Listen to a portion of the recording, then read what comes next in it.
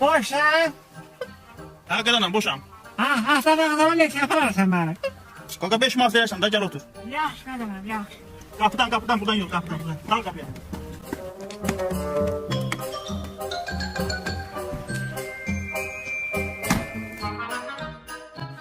Onsuz piyanlı açarım istirib.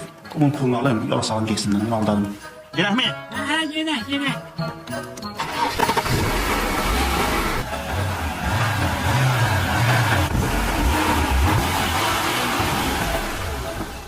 Kardeş çattık düş.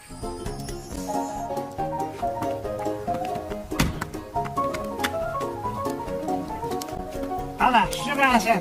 Sağ ol. Oy, doğrudan boşa düşdü. Ben niye buldun Ayka? Bir də maşını elə möhkəm sürmə. Öldürmüşdüm mən belə xonçalarım oynamır.